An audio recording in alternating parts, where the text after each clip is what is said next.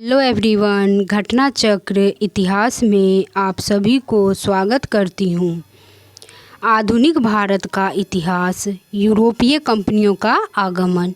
First question है, पुर्तगाली उपनिवेश का प्रथम वायसराय भारत में कौन हुआ?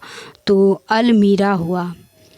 मध्यकाल में सर्वप्रथम भारत से संबंध स्थापित करने वाले पुर्तगाली थे।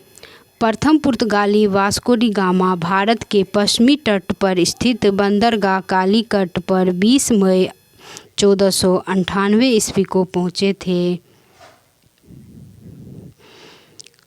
उसने यहाँ पहुंचकर भारत के नए समुद्री मार्ग की खोज की। कालीकट के तत्कालीन शासक जबोरिन जो थे, वो कालीकट के शासकों की पैतृक उपाधि थी, ने वास्को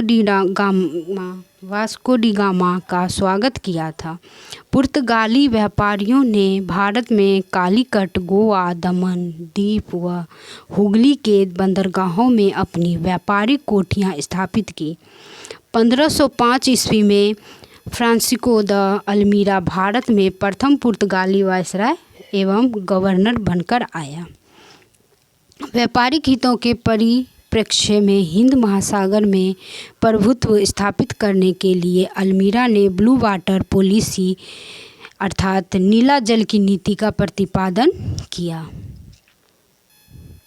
बंगाल की खाड़ी में समुद्री डकैती हेतु हुगली का उपयोग कौन करता है? तो पुर्तगाली करता है।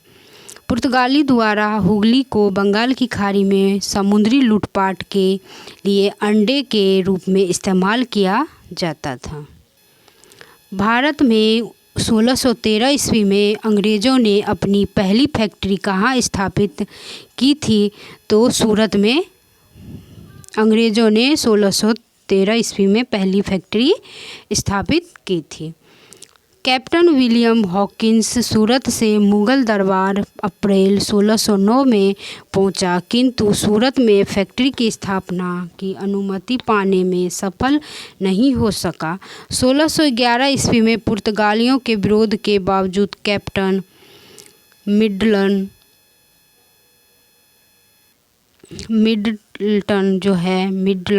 सूरत के समीप स्वालल्ली पहुंचा और मुगल गवर्नर से वहां व्यापार करने की अनुमति पाने में सफल हो गया। कैप्टन बेस्ट द्वारा सूरत के बंदरगाह की विजय ने पुर्तगाली एकाधिकार की निरंतरता को भंग किया। इसके बाद जहांगीर के शाही फरमान से अंग्रेज़ों ने सूरत में 1613 ईस्वी में स्थायी रूप से एक फैक्ट्री स्थापित की। यहाँ से अंग्रेज़ों ने अपने व्यापार को देश के दूसरे भागों में फैलाया तथा शीघ्र ही अहमदाबाद, बुरहानपुर, अजमेर तथा आगरा में सहयोगी फैक्ट्रियाँ स्थापित की। किस अंग्रेज अधिकारी ने पुर्तगालियों को स्वावलंबी के स्थान पर हराया था? तो थॉमस बेस्ट ने हराया था। डच ईस्ट इंडिया कंपनी ने किस वर्ष अपनी फैक्ट्री पटना में स्थापित की? तो 1632 में पटना में स्थापित की। बंगाल की समृद्ध व्यापार की तरफ आकर्षित हो डचों ने 1615 एवं 1629 ईस्वी में असफल प्रयास किए। पटना में डच फैक्ट्री की स्थापना के संदर्भ में कोई स्पष्ट प्रमाण प्राप्त नहीं होता है। यद्यपि इतिहासकार ओम प्रकाश ने 1638 ईस्वी में पटना में डच फैक्ट्री की स्थापना संबंधित तथा प्रस्तुत किए हैं, जो आर्थिक तंगी के कारण उसी वर्ष बंद हो गई। पटना डिस्ट्रिक्ट गजेटियर इतिहास की किसी मानक पुस्तक या अन्यत्र 1632 ईस्वी में पटना में डच फैक्ट्री की स्थापना का कोई प्रमाण हमें नहीं प्राप्त हो सका, किंतु इसका 1632 ईस्वी मानता है, क्योंकि कुछ अप्रमाणिक स्रोत यह होता है कि सर्वप्रथम डचों ने पटना कॉलेज की उत्तरी भारत में 1632 ईस्वी में डच फैक्ट्री की स्थापना की। इनकी रुचि सूती वस्त्र, चीनी सोरा, अफीम आदि से संबंधित व्यापार में थी। डच ईस्ट इंडिया कंपनी ने किस वर्ष पटना में अपना कारखाना स्थापित किया? तो 1632 में डच ने पटना में अपना फैक्ट्री स्थापित किया। प्रथम कर्नाटक युद्ध का कौन सा तत्कालीन कारण था? तो अंग्रेज़ों द्वारा फ्रांसीसी जहाज़ों का अधिग्रहण करना। कर्नाटक का प्रथम युद्ध 1746 से 48 ईस्वी ऑस्ट्रिया के उत्तराधिकारी युद्ध जो 1740 ईस्वी में आरंभ हुआ था का प्रस्ताव विस्तार मात्र था। गृह सरकारों की आज्ञा के विरुद्ध ही दोनों दलों अंग्रेज व फ्रांसीसी में 1746 ईस्वी में युद्ध प्रारंभ हो गया। अंग्रेज कैप्टन बनेट ने नेतृत्व में अंग्रेजी सेना द्वारा कुछ फ्रांसीसी जहाज़ों पर अधिकार कर लेना युद्ध का तत्कालीन कारण था। प्रथम कर्नाटक युद्ध के समय ही कर्नाटक के नवाब अनवरुद्दीन ने महफूज खां के नेतृत्व में सेना को फ्रांसीसियों पर आक्रमण करने के लिए भेजा। कैप्टन पैराडाइज के नेतृत्व में फ्रांसीसी नेता ने अडियार नदी पर स्थित सेंट थोमे नामक स्थान पर नवाब को पराजित किया। यूरोप में युद्ध बंद होते ही कर्नाटक का प्रथम युद्ध समाप्त हो गया। किसके द्वारा समाप्त हुआ? तो एक्सला-शापेल की संधि के द्वारा, जो 1748 ईस्वी से ऑस्ट्रिया के उत्तराधिकार का युद्ध समाप्त हो गया तथा मद्रास अंग्रेजों को पुनः प्राप्त हो गया। कर्नाटक का प्रथम युद्ध सेंट थोमे के युद्ध के लिए स्मरणीय है। 1760 का प्रसिद्ध वांडीवास का युद्ध अंग्रेजों द्वारा किसके खिलाफ लड़ा गया? तो फ्रांसीसी के खिलाफ लड़ा गया। वांडीवास का युद्ध जनवरी 1760 में अंग्रेजों तथा फ्रांसीसियों के मध्य हुआ था। युद्धों में फ्रांसीसी पराजित हुए। अंग्रेजी सेना का नेतृत्व सर आयर कूट ने, जबकि फ्रांसीसी सेना का नेतृत्व काउंट डी लाली ने किया था। उस क्षेत्र की पहचान करें जहां से यूरोप वासियों को सर्वोत्तम सोरा और अफीम प्राप्त होता था। तो कहाँ से? तो बिहार से सोरा और अफीम प्राप्त होता था। यूरोप वासियों को सर्वोत्तम सोरा और अफीम बिहार से प्राप्त होता था। अंग्रेजी शासक काल में भारत का कौन सा क्षेत्र अफीम उत्पादन हेतु प्रसिद्ध था? तो अफीम बिहार से प्राप्त होता था। अंग्रेजी शासक काल में बिहार अफीम उत्पादन हेतु प्रसिद्ध था। भारत, चीन और इंग्लैंड के बीच त्रिकोणीय व्यापार का मुख्य आर्थिक आधार क्या था? तो अफीम था। भारत, चीन और इंग्लैंड के मध्य व्यापार का मुख्य आधार अफीम, चाय और कपड़ा था। ब्रिटिश ईस्ट इंडिया कंपनी ने भारत, मुख्य रूप से बंगाल और बिहार में अफीम का उत्पादन किया। चीन से व्यापार असंतुलन को दूर करने के लिए अफीम का चीन में निर्यात किया, क्योंकि ब्रिटेन को चीन से चाय, चीनी मिट्टी के बर्तन और रेशम की अधिक आवश्यकता थी। अफीम भारत, चीन और इंग्लैंड के बीच व्यापार का मुख्य आर्थिक आधार था। सूची फर्स्ट को सूची सेकंड से सुमेलित कीजिए। तो इसका आंसर हो जाएगा ए। क्रिस्टोफर कोलंबस जो थे वो इटली के थे। जैक्स कार्टियर जो थे वो फ्रांस के थे। सर फ्रांसिस ड्रेक जो थे वो यूनाइटेड किंगडम के थे। और फर्डिनेंड मैगलन जो थे वो पुर्तगाल के थे।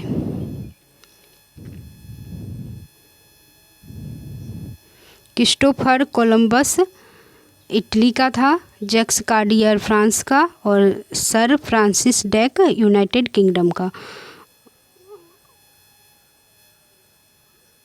और फर्डिनेंड मैगनल पुर्तगाल का।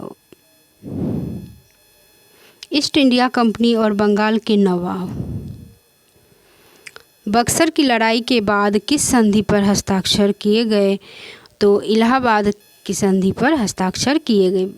बक्सर की लड़ाई अक्टूबर 1764 ईस्वी में मीर कासिम, अवध के नवाब शुजा उदौला और एवं मुग़ल सम्राट शाह आलम सेकंड की संयुक्त सेना तथा अंग्रेज़ों के मध्य हुई।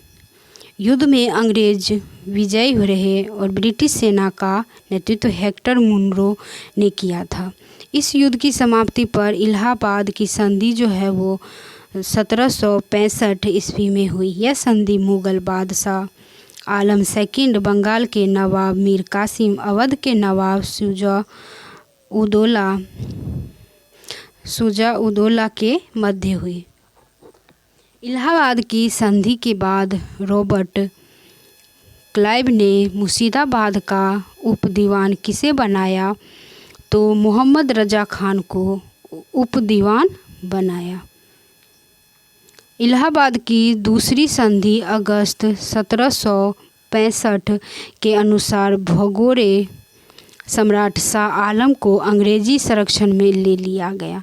उसे इलाहाबाद में रखा गया। शाह आलम द्वितीय ने अपने 12 अगस्त 1765 के फरमान द्वारा कंपनी को बंगाल, बिहार, उड़ीसा, वर्तमान में उड़ीसा की दीवानी स्थायी रूप से दे दी गई, जिसके बदले कंपनी सम्राट को 26 लाख रुपए देगी और निजामत के व्यय के लिए 53 लाख रुपए देगी। इस समय कंपनी सीधे कर संग्रह करने का भार न तो लेना चाहती थी और न ही उसके पास ऐसी क्षमता थी। कंपनी ने दीवानी कार्य के लिए 2 उपदीवान मुर्शिदाबाद बंगाल में है के लिए और मोहम्मद रजा खान तथा बिहार के लिए राजा सिताब राय की नियुक्ति की। मोहम्मद रजा खान उपनाजिम के रूप में भी कार्य करते थे। इस प्रकार समस्त दीवानी निजामत का कार्य भारतीयों द्वारा ही चलता था। यद्यपि उत्तरदायित्व कंपनी का था, उत्तरदायित्व जो था वो कंपनी का था। सम्राट शाह आलम द्वितीय ने ईस्ट इंडिया कंपनी को बंगाल, बिहार, उड़ीसा की दीवानी प्रदान की। तो कब की? तो इसका आंसर हो जाएगा ए, 12 अगस्त 1765 ईस्वी में। इलाहाबाद की प्रथम संधि 12 अगस्त 1765 ईस्वी के तहत मुग़ल बादशाह शाह आलम सेकंड ने कंपनी को बंगाल, बिहार, उड़ीसा की दीवानी स्थायी रूप से दे दी। इलाहाबाद की द्वितीय संधि 16 अगस्त 1765 ईस्वी के तहत अवध के नवाब शुजा उदौला ने इलाहाबाद और करा के जिले मुग़ल बादशाह आलम सेकंड को देने का वादा किया। इस समय Robert Clive east India company की तरफ से बंगाल का गवर्नर था। शाह आलम द्वितीय का संपूर्ण जीवन आपदाओं से ग्रस्त रहा। उसे 1788 ईस्वी में अंधा कर दिया गया। शाह आलम द्वितीय के समय में 1803 ईस्वी में दिल्ली पर अंग्रेज़ों का अधिकार हो गया। शाह आलम द्वितीय तथा उसके 2 उत्तराधिकारी अकबर द्वितीय जो थे वो 1806 से 37 ईस्वी और बहादुर शाह द्वितीय 1837 से 57 ईस्वी तक ईस्ट इंडिया कंपनी के पेशन भोगी मात्र बनकर रहे। द्वैत शासन का जनक किसे माना जाता है? तो द्वैत शासन का जो जनक है वो सर लियोनील कर्टिस को मानते हैं। द्वैत शासन का जनक सर लियोनील कर्टिस को मानते हैं। सर लियोलिन कर्टिस को द्वैत शासन का जनक माना जाता है। इसमें दीवानी और विजारत कानून व्यवस्था की जिम्मेदारी अलग कर दी गई थी। बंगाल में द्विशासन प्रणाली किसके द्वारा लागू की गई? तो रॉबर्ट क्लाइव के द्वारा। बंगाल में द्विशासन प्रणाली किसके द्वारा लागू की गई? तो रॉबर्ट क्लाइव के द्वारा। द्वैत शासन की शुरुआत बंगाल में क्लाइव के समय 1765 ईस्वी में हुई थी। वारेन हेस्टिंग्स के कार्यकाल में 1772 ईस्वी में कोर्ट ऑफ डायरेक्टर्स ने दोहरी शासन प्रणाली को समाप्त करने का निर्णय लिया तथा कलकत्ता परिषद एवं उसके प्रधान को आज्ञा दी कि वे स्वयं दीवान बने और बंगाल, बिहार, उड़ीसा के प्रबंध को अपने हाथ में लें। वारेन हेस्टिंग ने दोनों उपदीवानों मोहम्मद रजा खां और राजा सिताब राय को पदच्युत कर दिया। अंग्रेज़ों ने भारत पर लंबे समय तक राज्य कैसे किया?